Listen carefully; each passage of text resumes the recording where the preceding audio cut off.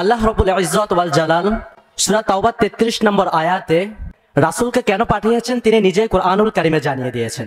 ওয়াল্লাযী আরসালা রাসূলাহু বিল হুদা ওয়া দীনিল হক, তিনি সেই রব যিনি তার রাসূলকে প্রেরণ করেছেন হেদায়েত এবং সত্য দিন দিয়ে।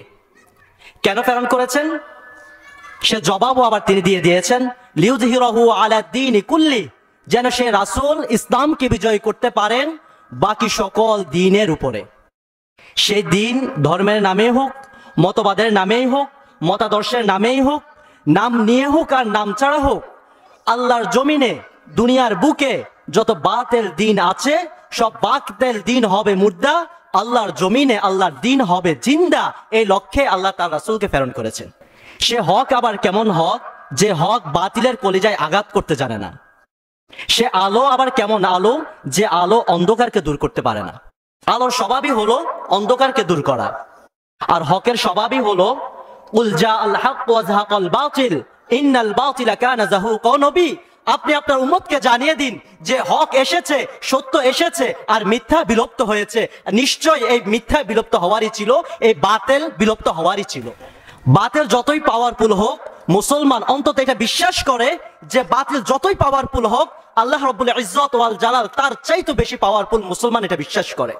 এজন্য মুসলমানকে যখন বাতিলের ভয় দেখানো হয়, কোরআন বলছে আল্লাযীনা ক্বালা লাহুমুন নাস, এখানে আল্লাহর নবী সাহাবীদের গুণ তুলে ধরা হয়েছে যে মুসলমানকে যখন আল্লাহর নবী সাহাবীদেরকে যখন মানুষ এসে বলতো ইন্নান নাসা ক্বাদ জামাউ লাকুম, তোমাদের বিপক্ষে মক্কার সকল মুশরিকরা প্রস্তুত নিচ্ছে, তাদের অস্ত্র শস্ত্র তাদের বাহিনীকে প্রস্তুত করছে, ফাখশাউহুম, সুতরাং তোমাদের উচিত তাদেরকে ভয় করা।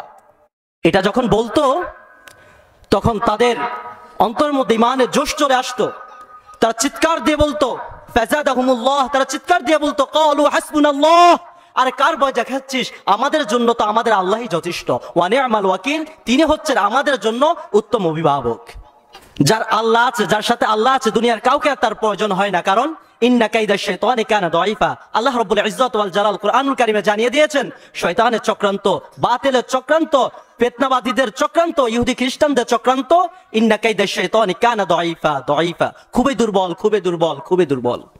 তো মূল কথা হচ্ছে বাতিল যে যুগে যে রূপ ধরে আসুক, হকের সামনে কেউ টিকতে পারেনি। কত রূপ ধরেই তো আসলো, একদিক দিয়ে এসেছে, অন্য দিক দিয়ে পালাতে বাধ্য হয়েছিল। বাতিল যে যুগের যে রূপ ধরে আসুক, হক তার চাইতো সবল রূপে আনতে হবে। বাতিল আসবে দাজ্জালের রূপে আর হক আসবে নবী ঈসা আলাইহিস সালামের রূপে। নবী ঈসা আলাইহিস সালামকে দেখে বাতিল এমন জোরে ভাগতে শুরু করবে, আল্লাহর নবী বলেন পানির মধ্যে লবণ যেভাবে গলতে শুরু করে ওই দাজ্জালের অবস্থা তখন ঠিক তেমন হবে। এজন্য বাতিল যে যুগে যে রূপ ধরে আসুক তাদের মোকাবেলা করতে হবে। তো মূল কথা হচ্ছে রাসূল সাল্লাল্লাহু আলাইহি ওয়াসাল্লাম এসেছেনই ইসলামকে বিজয় করবেন বলে। তো তিনি দুইভাবে ইসলামকে বিজয় করেছেন। তার প্রথম প্রকার হচ্ছে ইলমি ভাবে ইসলামকে জিন্দা রাখা।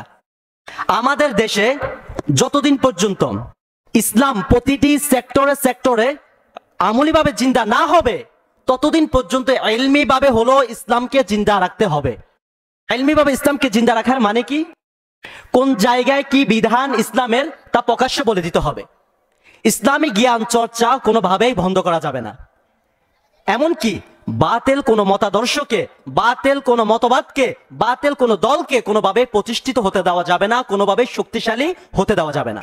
আমাদের দেশে অনেক বাতিল এসেছে, এখনো আছে, এখনো আসছে। অনেক বাতিল মাথা নাড়া দিয়ে উঠছে, শক্তিশালী হতে চাচ্ছে, প্রতিষ্ঠিত হতে চাচ্ছে। কোনোভাবে বাতিলকে প্রতিষ্ঠিত হতে দেওয়া যাবে না। তার মধ্যে একটা হচ্ছে মডার্নিজমের ফিতনা। কুল্লু জাদিদিন লাজিজুন, যে জিনিস নতুন আসে তারপর অনেকে ক্রাশ খেতে থাকে, নতুনত্বকে ভালোবাসে। ইসলাম পূরণ হয়ে গেছে, ভাল লাগে না, 1400 বছর পূর্বের ইসলাম। এখন কিছু মানুষ ইসলামের মধ্যে নতুনত্ব চাচ্ছে, এমন ইসলাম চাচ্ছে যে ইসলাম মানলে আমেরিকাকে খুশি করা যায়, যে ইসলাম মানলে আমেরিকার স্বার্থ হাসিল হয়, যে ইসলাম মেনে নারী নিয়েও ঘোরা যায়, গার্লফ্রেন্ড নিয়েও ঘোরা যায়, এমনকি রাতের বেলায় নাইট ক্লাবেও যাওয়া যায়। এখন কিছু কিছু মানুষ আমাদের দেশের মধ্যে এমন ইসলাম চাচ্ছে, অর্থাৎ মডার্নিজমকে সাপোর্ট করছে। এই মডার্নিজম আমাদের দেশে ঢুকলো কিভাবে? তো অল্প একটু ধারণা দিব, মূল লম্বা আলোচনায় যাব না। আল্লাহর নবীর পরে আল্লাহর নবীর সাহাবীরা রোম এবং পারস্য বিজয় করেছেন। আমাদের ইতিহাস তো সকলের জানা আছে কম বেশ।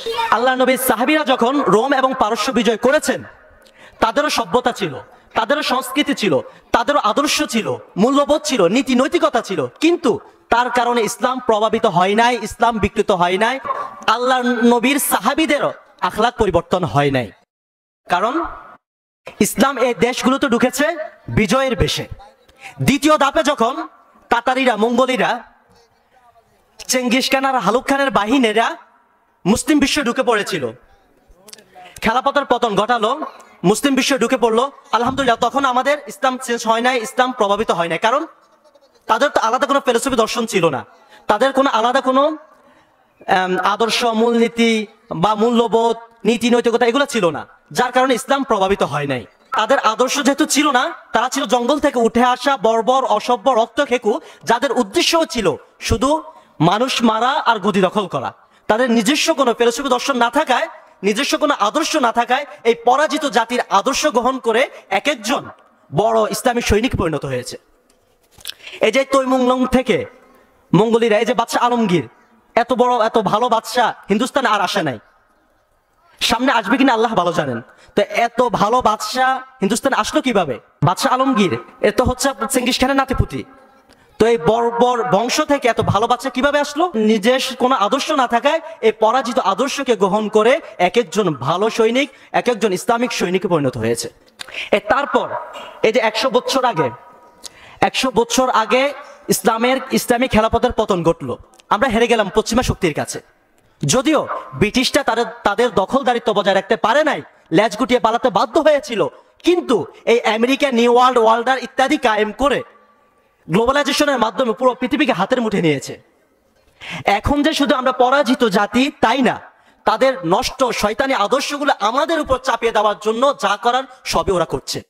এই যে ট্রান্সজেন্ডারবাদ, ডারউইজম, মানব তথ্য, তার মানে কি? ওরা আমাদেরকে হাতে মারছে না, ওরা আমাদেরকে আদর্শে মারছে। আমরা মুসলমানের আদর্শ যখন নষ্ট হয়ে যাবে, ওরা আমাদেরকে এমনিতে গোলামের জিঞ্জিরে আবদ্ধ করে ফেলবে। আমাদের আদর্শ নষ্ট হয়ে গেলে আমরা এমনিতে ওদের গোলামি জিঞ্জিরে আবদ্ধ হয়ে যাব। তার মানে ওটা আমাদেরকে হাতে মারছে না, ওরা আমাদেরকে আদর্শে মারছে। ওরা আমাদের আদর্শকে নষ্ট করে আমাদের বাংলাদেশকে এক টুকরা আমেরিকা, এক টুকরা ইউরোপ, এক টুকরা কাফের রাষ্ট্রে পরিণত করতে চাচ্ছে। জান চলে গেলেও ওদের একটা আদর্শ গ্রহণ করা যাবে না। ইসলামের মাঝে মডার্নিজমের কোনো স্থান দিবেন না। ইসলাম যা আছে তাই থাকবে, কোনো বাড়ানো যাবে না। বেদাতিরা যেভাবে বাড়ানোর চেষ্টা করছে, আর এই মডার্নিজম দিয়ে ইসলামকে কাটছিট করা যাবে না। ইসলাম যা আছে তাই থাকবে। তো এই মডার্নিজমকে রুখে দিবেন কিভাবে? প্রতিটা ভাইকে বলবো যে ওরা কয়টা মাধ্যম দিয়ে ভণ্ডামি ছড়াবে। 100টা টিভি চ্যানেল দিয়ে ভণ্ডামি ছড়াবে, 200টা পত্রিকা দিয়ে ছড়াবে, 300টা চ্যানেল দিয়ে ছড়াবে, 500টা ভার্সিটি দিয়ে ছড়াবে, 500টা অনুষ্ঠান দিয়ে ছড়াবে। আমরা যে কয়জন মুসলমান আছি, আমাদের প্রত্যেকের এক একটা জবান আছে। যারা লিখতে জানি তারা প্রত্যেকের এক একটা কলম আছে। যারা জুমা পড়ায় প্রত্যেকের এক একটা মেম্বার আছে। যারা অনলাইনে অ্যাক্টিভ প্রত্যেকের এক একটা আইডি আছে, পেজ আছে, প্রোফাইল আছে। এমনকি যারা ওয়াজ মাহফিল করে প্রত্যেকের এক একটা মঞ্চ আছে। হিসাব করলে দেখা যাবে আমাদের মিডিয়া তাদের চাইতে কয়েক কোটি গুণ বেশি আছে। আমরা হক আদর্শ তাদের চাইতে কোটি গুণ বেশি ছড়িয়ে দেব ইনশাআল্লাহ। ওরা কয়টা মাধ্যম দিয়ে, ওরা কয়টা মাধ্যম ব্যবহার করে আমার নবীর আদর্শকে ধামাচাপা দিবে, ইসলামী আদর্শকে ধামাচাপা দিবে, ওদের পশ্চিম আদর্শ দিয়ে আমাদের নবীর আদর্শকে ধামাচাপা দিবে। ওরা কয়জন? 5 জন, 10 জন, 100 জন, 200 জন। আমরা যে কয়জন মুসলমান আছি, আমরা আমাদের নবীর শান, নবীর মান, নবীর ইজ্জত, নবীর ফজিলত, নবীর আদর্শ, নবীর সুন্নাত, নবীর শরীয়ত এত বেশি মানুষ ছড়িয়ে দিব যে আমাদের ছড়ানোর ভিড়ে ওদের কথা পাত্তাই পাবে না, কানেই যাবে না ইনশাআল্লাহ। তো মূল কথা হচ্ছে মডার্নিজমের স্থান দিবেন না।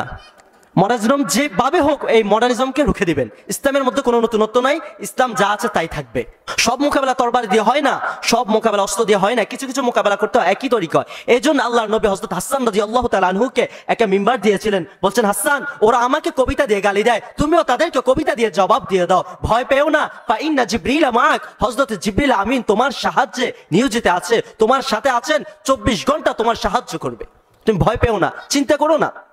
এজন্য আজ আমাদেরকে হযরত হাসান হতে হবে। ওরা যে কয়টা মাধ্যম ব্যবহার করে ইসলামের বিরুদ্ধে, নবীর আদর্শের বিরুদ্ধে প্রপাগান্ডা ছড়াবে, আমাদেরকে এর চেয়ে বেশি মাধ্যম ব্যবহার করে ওদের প্রতিটা কথার, প্রতিটা কাজের জবাব দিয়ে দিতে হবে। পারবেন তো ইনশাআল্লাহ?